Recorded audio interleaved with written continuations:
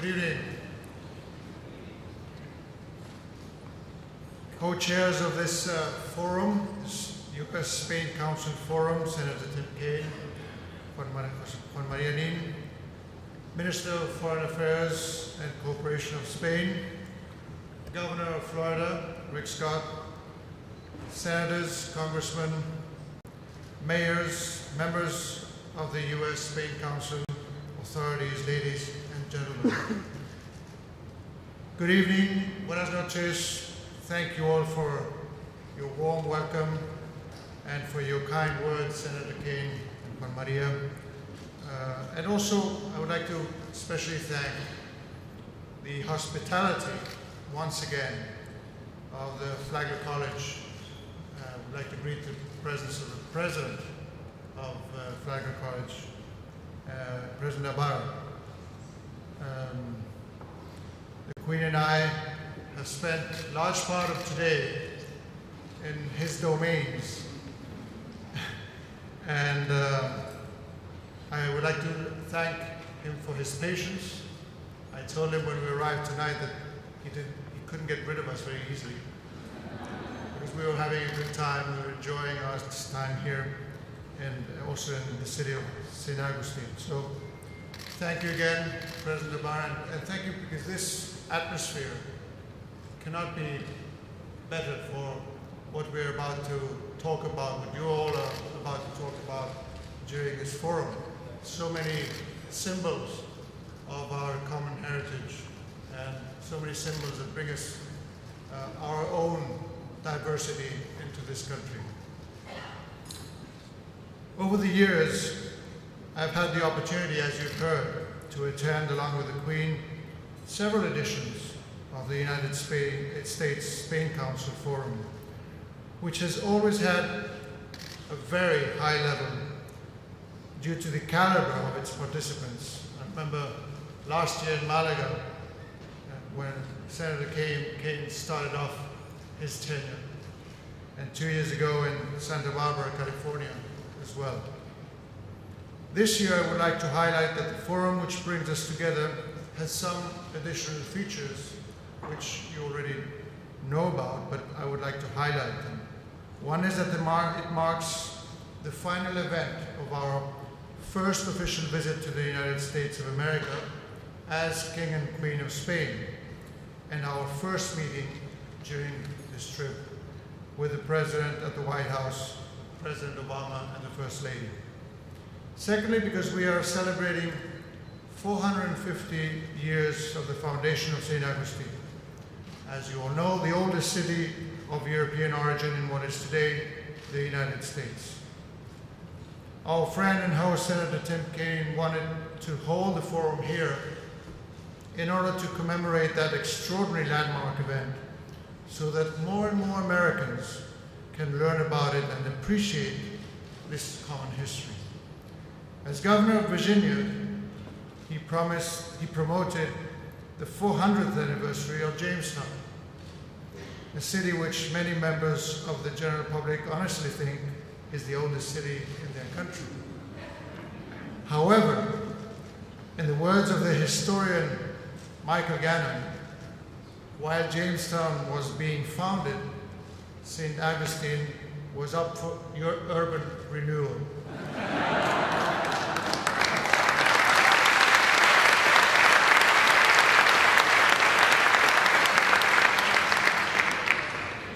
Los españoles estamos legítimamente orgullosos de esta primacía histórica, tanto en el territorio de los actuales Estados Unidos como en el conjunto de las Américas.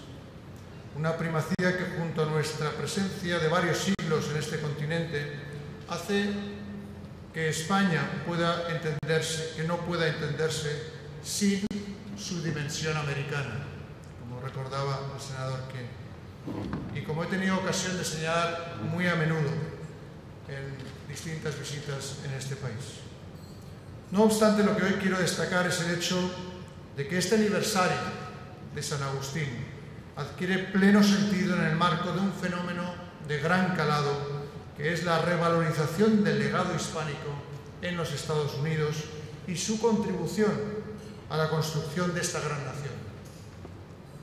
Sterling examples of other landmarks in this process include Congress's recent declaration of Spanish-born Revolutionary War hero General Bernardo de Galvez, envoy of King Charles III, as honorary citizen of the United States, as well as the upcoming canonization of Spanish missionary Fray Junípero Serra by His Holiness Pope Francis during his papal visit next week in Washington.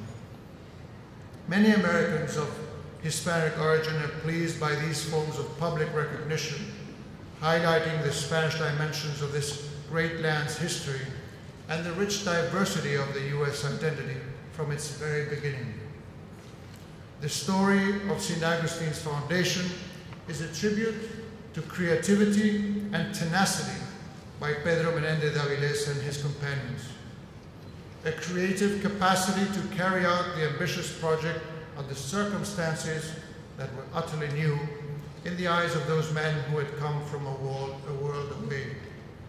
Tenacity to persevere in their efforts despite formidable obstacles in their way and the moments of despair they were able to overcome.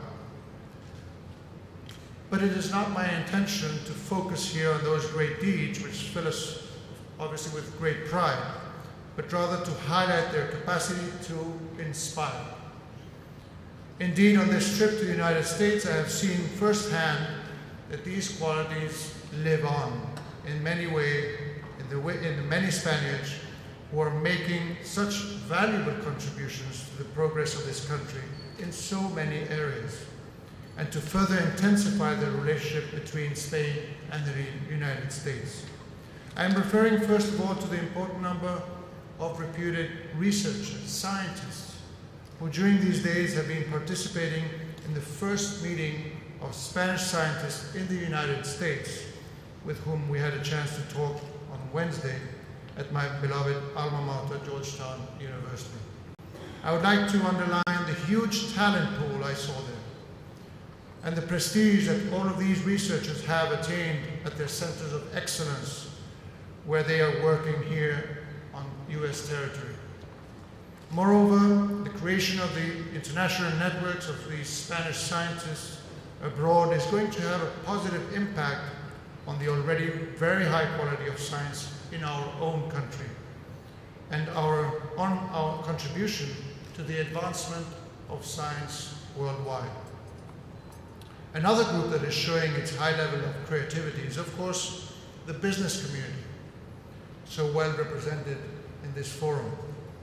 The presence of Spanish companies, entrepreneurs, and top managers in the United States is growing significantly, both in quantity and in quality, and there's a great collective drive to show that they can make it in this very demanding market, competing with the best of the best.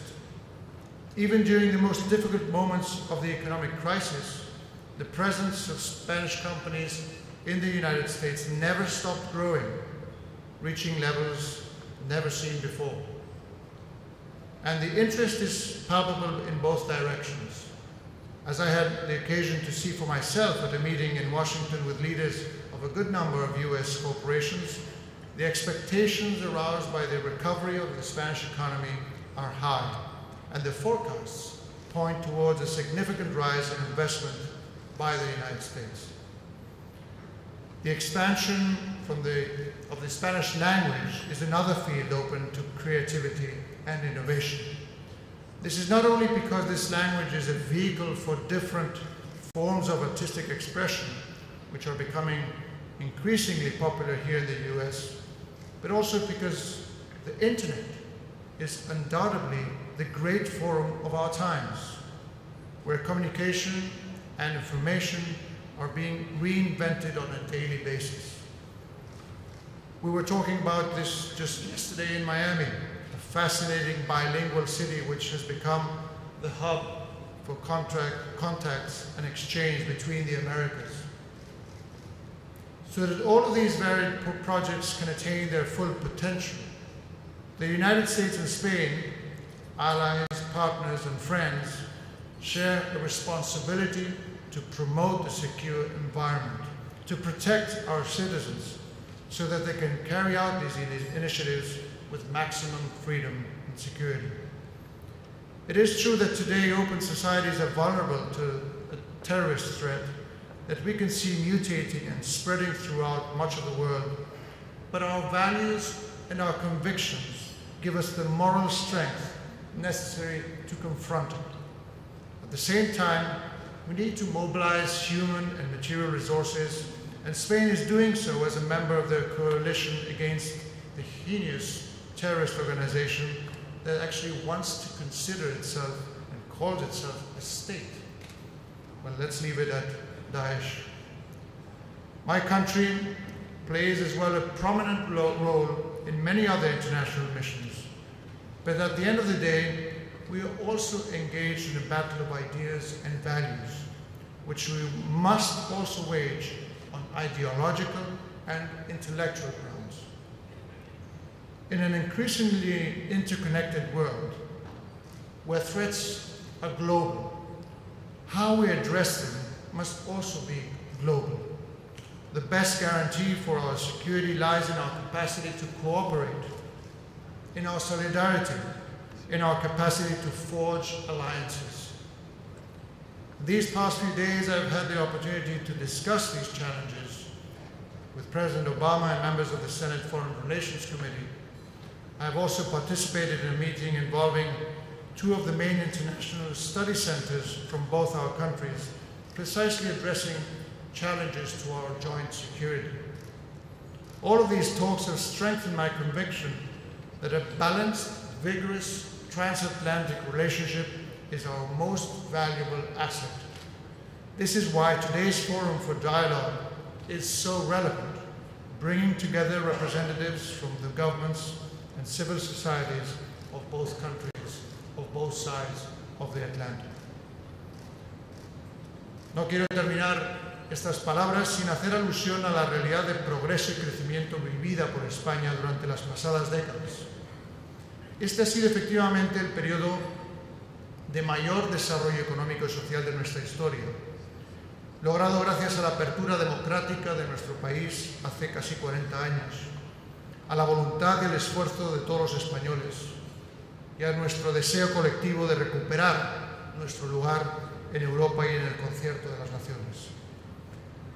En esta reciente etapa histórica, España se ha integrado sólidamente en el proyecto europeo, al que nos adherimos ahora hace 30 años y del que somos un actor fundamental. Y ha afirmado su posición en el mundo desde su compromiso activo y permanente con la Organización de Naciones Unidas, a la que nos incorporamos precisamente 60 años atrás. Buena prueba de ese compromiso es nuestra activa participación en el Consejo de Seguridad durante el bienio 2015-2016.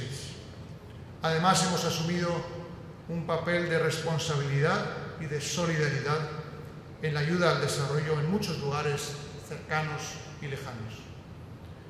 Ladies and gentlemen, I would like to close here by once again thanking Senator Tim Kaine for his initiative to hold this 20th United States-Spain Council Forum here in the city of St. Agustín. The past can be a point of encounter because it gives us good reasons to promote a vision of the future, like the one we have ahead for our two great nations. So let's work for it all together. Thank you very much.